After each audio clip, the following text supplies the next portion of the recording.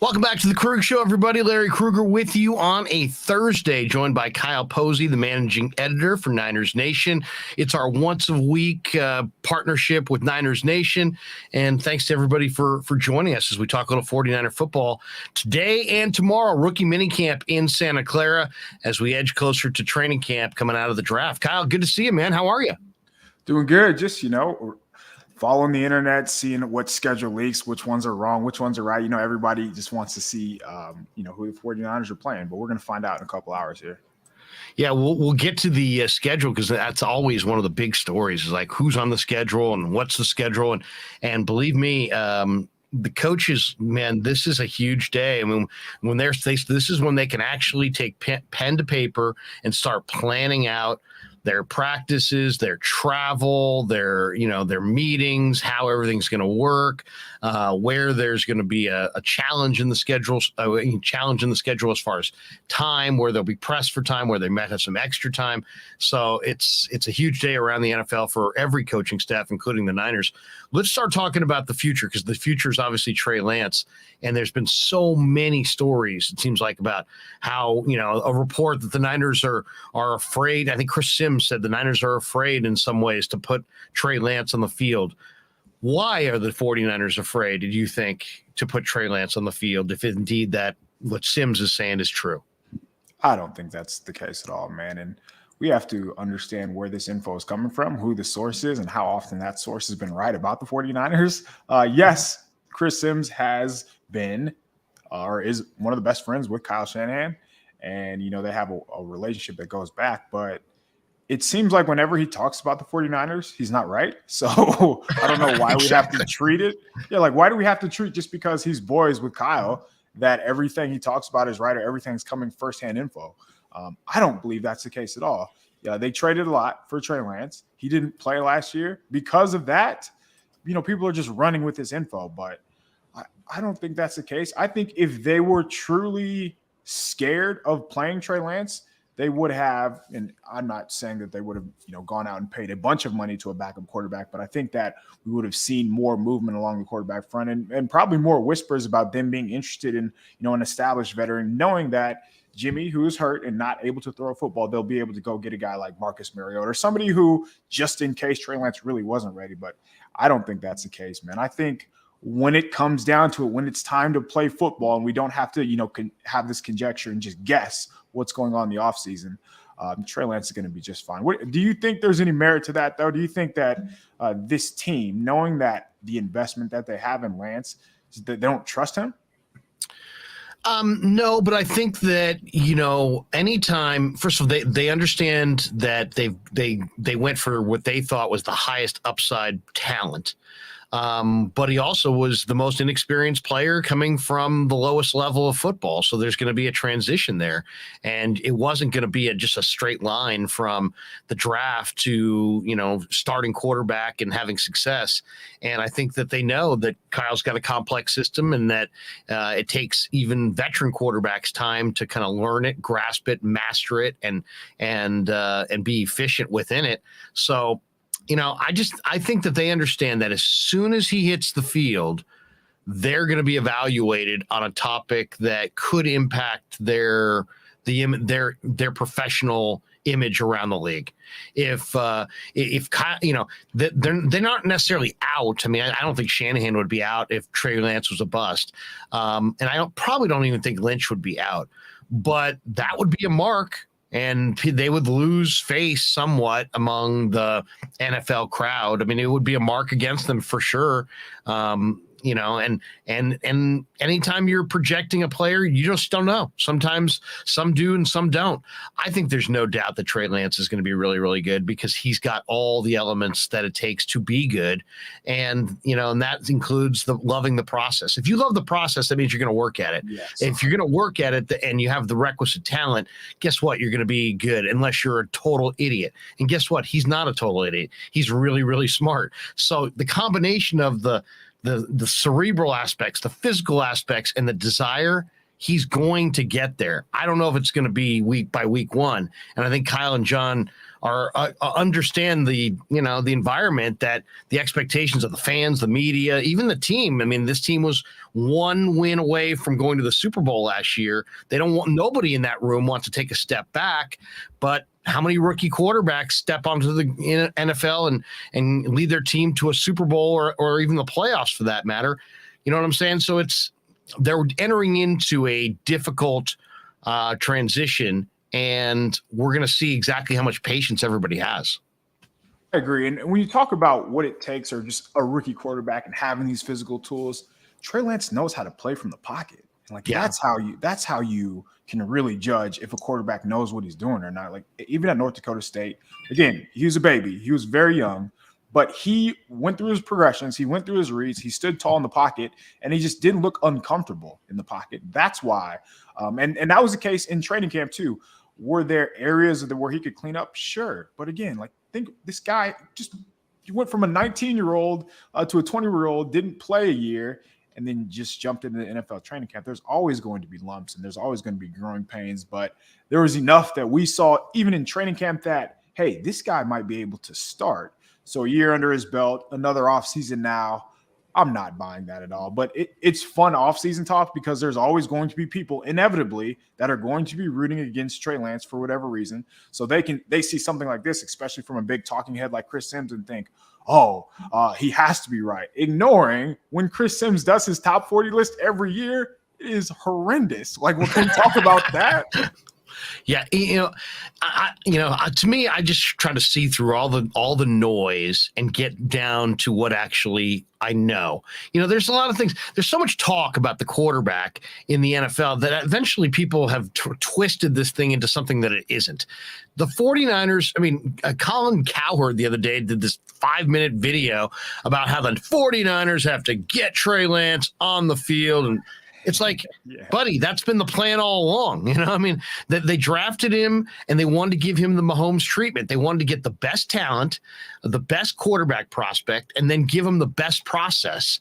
And I think that's what they feel like they got in Trey. They feel like they got the best talent, and now they're not going to throw him out week one. They're going to do what they did this last year, redshirt him a year, spot him a couple times. I thought he went, I thought he came through in flying colors. Were there some inconsistencies? And is there, the Houston first half looked a little mechanical. Yeah, but where are we allowing for rust? Come on, people.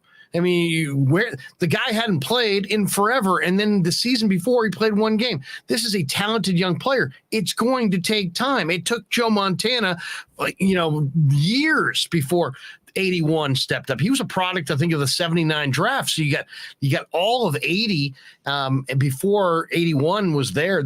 Walsh protected Joe in those early days. So I'm just saying it's a process, and people need to be patient. And my question is, why all the consternation? Why dupe? To me, Trey Lance seems so likable. He's hardworking. He's got the locker room right now. The guys are totally behind him. He's a solid kid. Why is anybody going against Trey Lance at this point? To me, it should be a parade of positivity until we see otherwise. Instead, you almost get the feeling like there's people out there who want to not see him fail, but are like, gonna enjoy describing the failure. Yeah, that's just bizarre. And for everything that you just mentioned, he's charismatic too. He's a quarterback that now we're seeing take to social media and call people out who are wrong about the 49ers. That should make him more likable, right? For all of the reasons that you said. So I don't know, but I think, again, once we get to the season, once they see him make a couple wild plays, make a couple of those preseason touchdown throws to Trent Sherfield that are going to happen, I think he's going to be easy to root for. And I think more and more people are going to get on his side. But again, it's the offseason. And because of the unknown, because Jimmy Garoppolo did, and when I say lead, I want to make sure that people know I'm using that term very loosely, but led the 49ers to the playoffs, you are going to instantly want success. And you're going to expect Trey Lance to do the same thing, so he hasn't even had a chance to do that.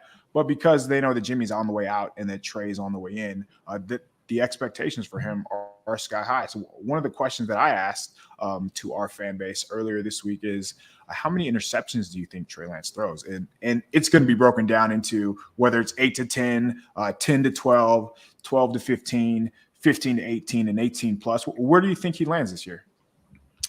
I would say it's going to be 10 to 12 in that range. I would think I think maybe like, I'm looking at this, Kyle. I'm thinking maybe 22 touchdowns, 12 picks, something like that. I think that's reasonable. That's what do you think? Successful season. Yeah. Oh, absolutely. But yeah, I don't know why that's season. Not.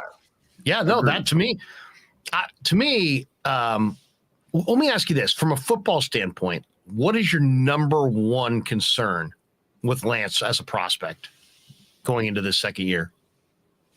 Based on, seeing him a couple times and knowing what he's walking into as far as the rest of this team. So in college, one of my biggest issues was like when people say, well, he didn't throw any interceptions in college. To me, that's not a good thing. To me, that was telling me that he's being a little too cautious with the football, that he's being too careful and he's not letting it rip. So I was wondering if that would be a problem in the NFL, because he's very good in the pocket. And if he's not willing to let it rip, if he's not willing to play with more variance and just take the chances that sometimes Jimmy wouldn't take either, and that ended up costing them. But we did see him uncork it and unleash it a little bit in the NFL. But again, when you're the starter and when you're terrified of making mistakes and when you don't want the coach to jump down your throat, I think that is cause for concern. So that's going to be something that I'm just keeping an eye on. I don't know if I'm worried about it or not, but it was true in college. And to think that it'll just go away, especially in his first full season of starting, that's just something to keep an eye on. So just being aggressive, just letting it fly, because they have playmakers all over the field. And there's no real reason for him not to. But again, rookie, conservative, and then we'll see if they were able to coach that out of him. Just playing on practice last year. What about you? What do you think would be the reason? And I don't know if this is phrased the right way, but just what would be the reason that Trey Lance doesn't have a successful season? Like, why would we be talking a year from now that held Trey Lance back? It's funny. Somebody tweeted me the other day that, that they feel like he's got happy feet, and that, John Madden once said that, you need quiet feet, and suggesting that Trey Lance is afraid.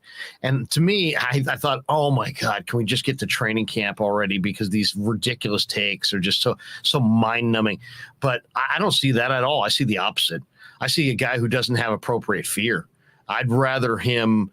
To me, he's more fearless than I wish he was, because the guys who rush the passer in the NFL are big and bad and will end your season. And so I don't want to see him drop a shoulder on anybody like we saw last year. I don't want to see that. Yeah, for his career long term. I mean, you only have two shoulders and you only have one throwing shoulder. I don't want to see him lead with his throwing shoulder running the ball for 2 yards. I mean, let's have a discussion at some point, Shanahan, with his staff and Trey, about risk reward, right? Is 2 yards worth a hit on your throwing shoulder as an NFL quarterback? The answer is no. So I don't want to see any more of that. I want to see him be more fearful of the rush. Now, he's so not fearful that he does something that a lot of quarterbacks can never do, and that is he doesn't look at the rush. He keeps his eyes peeled downfield looking for the big play. That's great, but just get down. You know what I mean? When you're running, get down. Don't, when you're scrambling, get down. Watch Russell, watch some of the, Kyler, they've taken hits, but then they're now experts at just getting out, making a play, get down, go to the next down. I like what I've seen from Murray in that system, at least in the first part of the year, where he completes a high percentage. So I'd love to see Trey improve his completion percentage. But my biggest fear is just that he's going to try to run guys over, and that they're going to use him to try to run people over. And I don't think I would use him that way. I think he's more like Mahomes. I think he's got great movement ability. I thought that Texans second half, the Niner offensive line was horrible in that game. There was all kinds of penetration. Right. Trey was dodging guys and moving in and out, but it was incredible, man. I mean, he moved within the pocket at a really, really high level as far as speed, power, keeping his eyes downfield. So I love what I saw, but just be a little bit more fearful of getting that big hit. especially since we all know it's Sudfeld or Purdy coming up next. And the Niners are going to be a 6-win team with Sudfeld or Purdy, in my opinion. At best, they would be lucky to get to 6 wins with one of those two quarterbacks. And I think it's got to be a goal, you know. Right. Let me throw this at you, because when Trey Lance came out of college, and there were a bunch of comparisons, and you know, who he's this, he's that, and obviously the RG3 one was easy just since Kyle Shanahan, coached RG3 and drafted him so highly. But when I watched Trey Lance, I saw Donovan McNabb out of Syracuse, which is throwback, and we're talking about, you know, almost 20 years or over 20 years ago now. But his rookie season, Donovan McNabb, he had 21 touchdowns. He did throw 13 interceptions, but he also had 629 rushing yards and 6 touchdowns on the ground. That's what I'm expecting from Trey Lance. I'm expecting him to add so much on the ground. And you mentioned the type of runner he is. I don't think those 629 yards need to come as far as, you know, just designed runs. I don't think he needs to have 20 carries a game. He could have 10 carries a game that are just you're not designed, as I said, and he could turn those into like 70, 80 yards, and those add up over the course of the season. So that's where I think he'll be the most dangerous when the play does break down. And it doesn't have to be like Lamar 60-yard runs.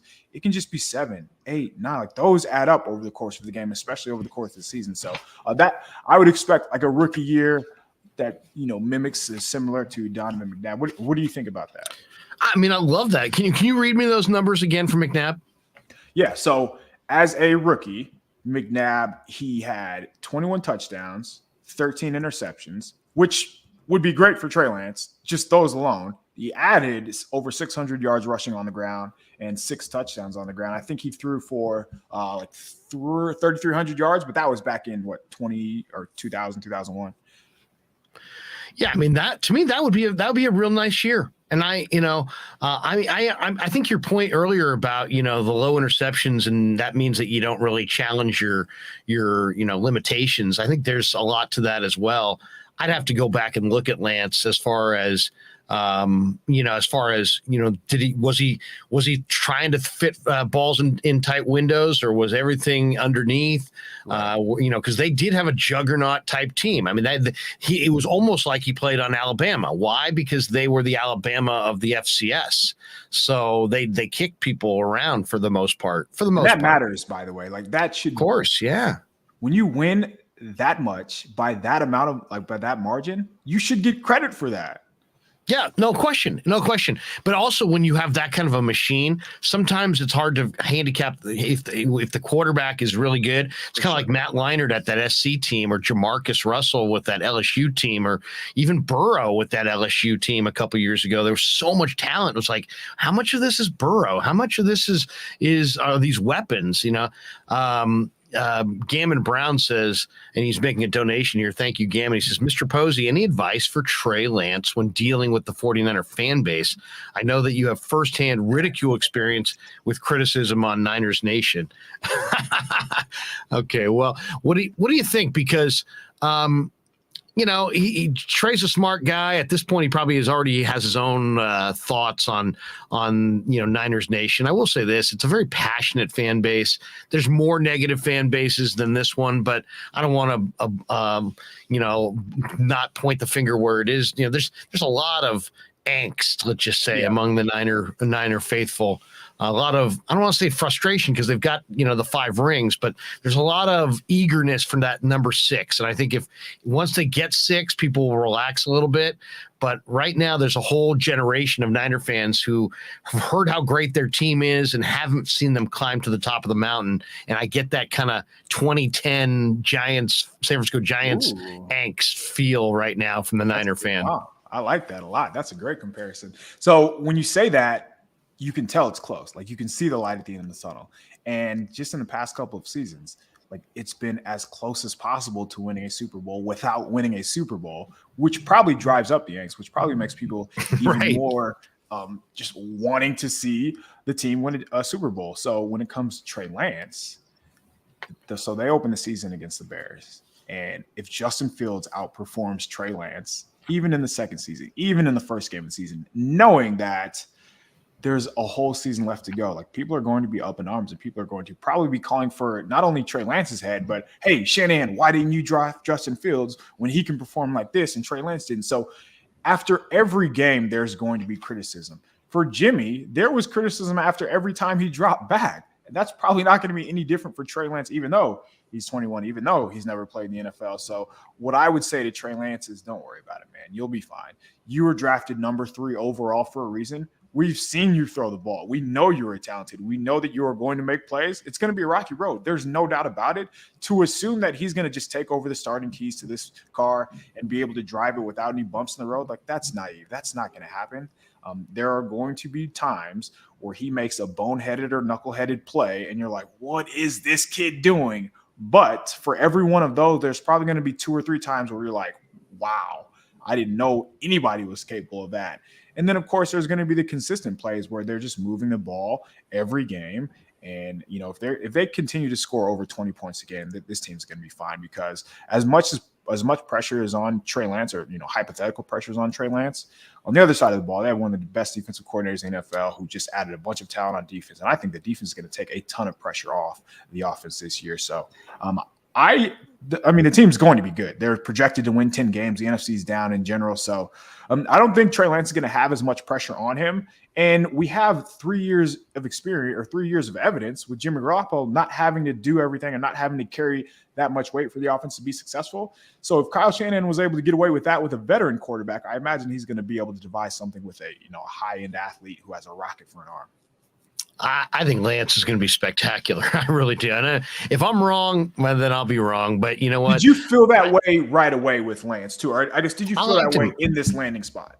I mean, I liked him in the draft process. I mean, I liked Zach Wilson. I always want to call him Kyle Wilson. I like Zach Wilson probably the most, as far as the electricity in the arm, the playmaker. I mean, I just think he's a superstar playmaker, and I think he started to show that late in the year, and I think he's going to show more of that in New York.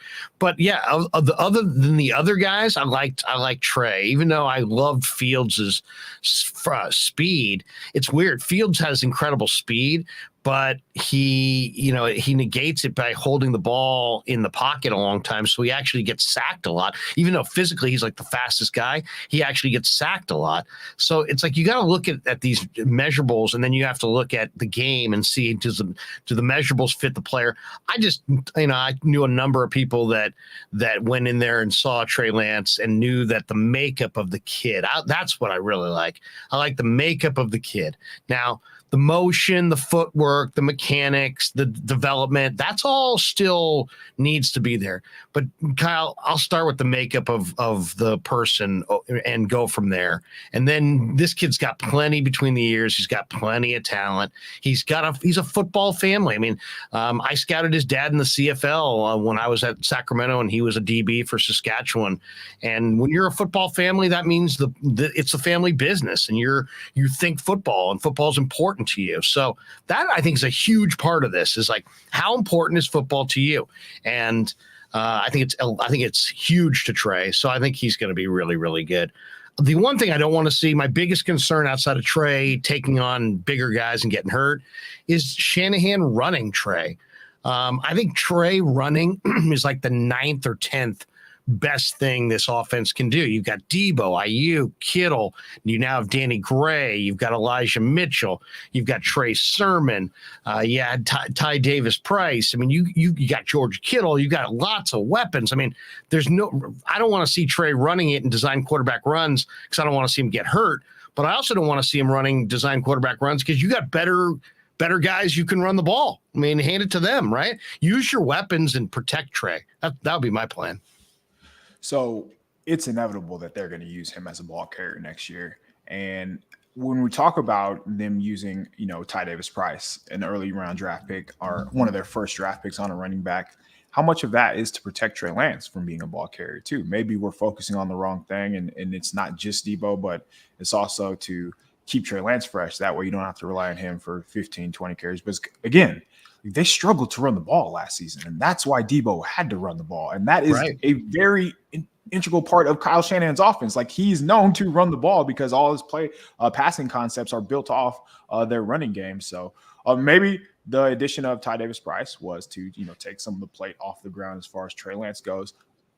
What would you say a realistic number for Trey Lance's carries per game are? Because I imagine, and not a lot of people are a fan of, as you said, just him being a designed runner, but at his size in high leverage situations, so 3rd and 2, 2nd and 1, though in goal line, they're probably going to rely on him. I would, because he's going to be bigger a lot of times than the person trying to tackle him at the 2nd or 3rd level. So I understand why Shanahan would do that, but I guess you have to find the fine line, right? How many carries is too many, and when is the best time to give him the ball? Yeah, I mean, you play to win. Play to win. It's all in the context of the game. In that Arizona game, they got into a lot of 4th downs and a lot of short yardage situations. And I agree, using this guy in short yardage makes some sense.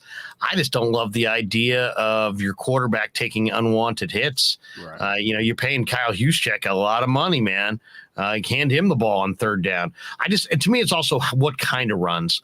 I want to see Trey on some RPOs, on some quarterback keepers where, he's faking it to Danny Gray and you're setting up some kind of a play to Danny Gray in the second half, and first half Trey keeps it twice on that same play.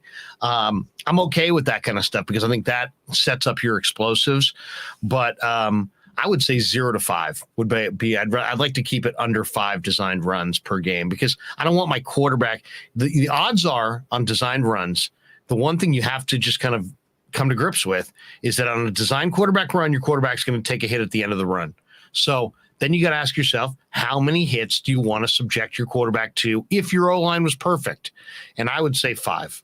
Five times in the game where him running would be probably a smarter play. If you get into, and I really think that he's so competitive and so wants to win on each down that once he gets really into it, he's going to escape the pocket and scramble 6, 7, 8 times a game. Right. And that's going to be a real threat. But I'd rather see him do that because I saw the numbers in that Arizona game. When he scrambled, he took hits like 1/3 of the time. When he was designed quarterback runs, he took hits 100% of the time. So I just play the odds. I want to play the odds there. What do you think is the biggest weakness coming out of the draft into rookie minicamp? We got a month before camp. There might be some more roster maneuvering. What is the Niners' biggest weakness that maybe wasn't addressed in the draft, in your opinion? And just real quick on Trey Lance there, the piles. Think about running him up the middle and all those piles, all those defenders coming in. And if you've played football, you know what happens in those piles, and those defenders are not nice at all. So that would be something that I'd want to avoid as well. So as far as your question goes, what's up with safety? Like, is Tarvarius Moore the guy? Like, do they trust Talanoa Hufanga? Because the position essentially wasn't addressed. Like, do you think that George Odom, who essentially hasn't been a starter full time in his NFL career, is going to be the guy? Or are they just saying, hey, our pass rush is so good, we invested in cornerback that we know that we're not going to be able to address all 11 positions on defense, and we're going to be okay with having a safety who is just not up to par. So I think what they do at safety is going to be something to keep an eye on because, they didn't address the position. And I don't know if it's just because they are high on whether it's Hufanga coming into his second season, or they're going to just have so many DBs on the field that they're not going to need a safety on obvious passing downs. Maybe that guy is Samuel Womack because at Toledo he did play a little bit of safety or like a slot position that came off as a safety. So they have options, but none of those options really make you go, oh, okay, they'll be fine there. So I think safety in today's NFL, which is a very critical position, is a question mark. What do you think? And do you think they were okay to not address safety or the lack of addressing safety this offseason? It's really interesting because, they loved Talanoa Hufanga. They had the gold helmet designation in last year's draft. And then when you watch him at SC, you could see why, man. He was just, the instincts were incredible. And then the concern is Talanoa fast enough to play in the NFL in coverage? And then we saw in the game of the year in Green Bay, the play of the year, he was right there stride for stride in the middle of the field, batting a ball away and playing good coverage down the field against a Green Bay team that you knew had on their list, challenge Hufanga deep. Right. And sure enough, in the key moment they did, and he stood up. I think Hufanga I think he's a great player. And I think he goes from special teamer to an NFL offseason with NFL nutrition, shows up in camp looking incredible, and becomes the starting strong safety. I think his movement ability will be better. His coverage ability will be better. I think he's the guy. I really do. Now, he still has limitations in coverage, and I think they know that. But the two undrafted guys that really, if the more you look at the picture, fit nicely here are the Quantrez Knight from USC, who played the corner, but he's really instinctive. He wasn't the alpha in that Bruins secondary. And Taylor Hawkins from San Diego State, and Leon O'Neal. Now, O'Neal has the least coverage. I think he's the box safety. But, a lot of people in Mobile were saying that he was the most impressive of the safeties. But Quantrez Knight and Taylor Hawkins played the corner. And now they're going to transition inside. And I think those are great pickups, because that's what you need really in the NFL at free safety. You need guys who have corner covering ability, but that are physical enough and break down in space and can make tackles, and they're instinctive. And I think Hawkins and Quantrez Knight are not just good football players, they're smart football players, and they were physical corners. I think we're going to find out, are they physical enough to play the inside in the NFL at safety in 2022? 10 years ago, no way. 5 years ago, maybe no way. But the way the game's played now, and I know it's a coverage game. That might be a decent gamble. That those two guys can do it, Hawkins and Knight. Yeah, I think Hawkins has a chance just because, think about it, he has the size, he has the length, he has the experience, and I think that matters, especially when you're potentially switching positions. He was a 6-year senior at San Diego State, and they ran a 3-5 defense, so naturally they're going to ask a lot out of their defensive backs. So you have to have good eye discipline, and he did have that. Good athlete. I'm not sure how physical he is, but you can get away with that when you play with your hair on fire, which is something that Hufanga does. So Hawkins has that going for him. I didn't watch Knight, so I really don't have a stance on him. But if you just watch that San Diego State defense, they have dogs all over the place, and you can't go wrong with somebody on that defense last year. They were very, very good and have been good for a couple of years there. So, yeah, Hawkins will be interesting to see just what they ask of him. And, again, just they moved Tavares Moore when they drafted him. So I don't think, just because a guy played corner, and same with Womack, just because a guy played one position in college doesn't mean the 49ers aren't willing to move him to another position. So they have options, which is nice. And they're all young and athletic, which is even better. The schedule release, that was the big story today. So why don't we hit that? And if you go to Niners Nation right now, you guys got a kind of a printout, and it won't officially come out until 5:00 tonight. But the current schedule leaks. We're hearing Niners at Bears week 1. Niners and Trey Lance coming to Soldier Field to take on Justin Fields and the Bears. We know week 11 they're going to be in Mexico City. The Cardinals will be the home team in that game.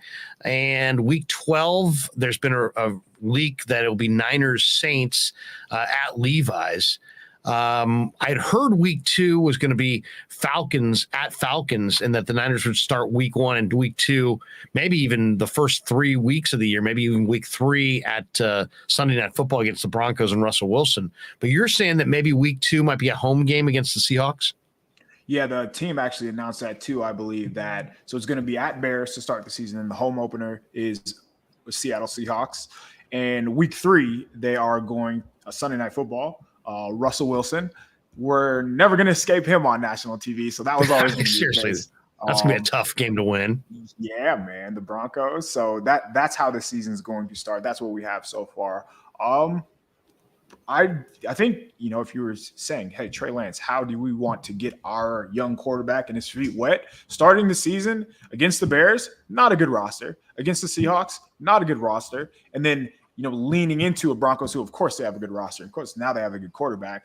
But those first 2 games, that's what you want for a team like Trey, or for a guy like Trey Lance. And not just Lance. Again, the other side of the ball, D'Amico Ryans, he gets to kind of work his kinks out or get his feet wet against two offenses who not a lot of people think highly of heading into this season. So again, the way the season starts will be a good chance for not only Shanahan to kind of, play with things and see how he wants the offense to work, but I think DeMeco Ryans is going to get a chance to be even more aggressive than he usually is. Hey, give me one name that you think we may be talking about, or there may be things written about coming out of this rookie minicamp today and tomorrow down in Santa Clara. The whole rookie class, all the undrafted guys, even some workouts. Calvin Turner from Hawaii, they're saying is going to be in town to work out. I'm eager to see if he gets a contract. Is there a name that you think may emerge this weekend? I wish we could see Davis, the 6th-round pick. I wish he was healthy, because I feel like this would be a nice setting for him. But when there's no pads on and guys are just running, like, how is it not Danny Gray? Like, who's going to be able to keep up with him when they're doing one-on-one routes? He's going to look faster than everybody else when all the players are there. I imagine he's going to just be on another level when it's only the rookies.